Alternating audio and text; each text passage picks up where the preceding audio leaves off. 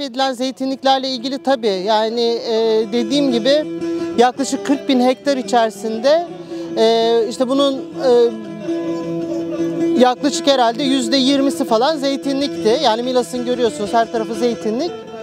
Şimdi de bu özellikle bu yasa kapsamında çizilen koordinatlar içerisinde Muğla Büyükşehir Belediyesi'nin yaptığı bir çalışma var.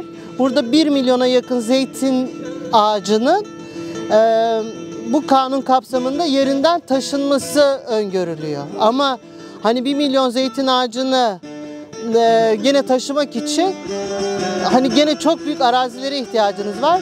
Ve biliyorsunuz zeytin kanunu aslında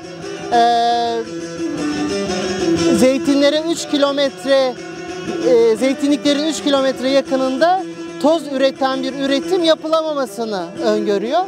Şimdi Türkiye'de maden tehlikesi altında olmayan bu kadar büyük araziler yok ki bu zeytinliklerin taşınması için.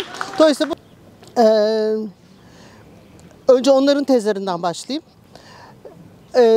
Diyorlar ki maden yapılmak zorunda olan bir faaliyet, madencilik. İşte niye? Yok işte tıpta uygulamaları var. Bugün bütün kullandığımız teknolojik aletlerde, işte ondan sonra işte araba kullanıyorsunuz onda falan.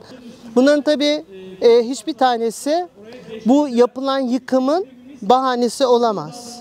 Yapılan yıkım ne zaman yıkım oluyor? Sınırlara dayandığı zaman.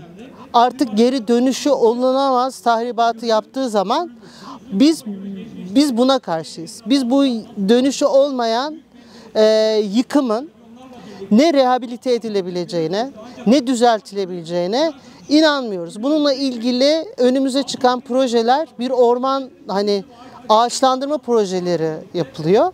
Ağaçlandırma projesi hiçbir zaman orman değildir. Orman yaşayan bir sistemdir. Toprağıyla, içindeki işte solucanıyla, kuşuyla, oradaki çiçeğiyle, mantarıyla, ağaç çeşitliliğiyle. Dolayısıyla bir ağaçlandırma faaliyetinin bir orman yaratma şeyi ancak gene aradan yüzlerce yıl, binlerce yıl geçmesi gerekiyor ki orası tekrardan bir orman olsun. Dolayısıyla madencilik faaliyetlerinin bu sınırlara uymaması, ne insani sınırlara ne canlı yaşamın sınırlarına uymaması nedeniyle yaşadığımız tahribattır bizim karşı olduğumuz.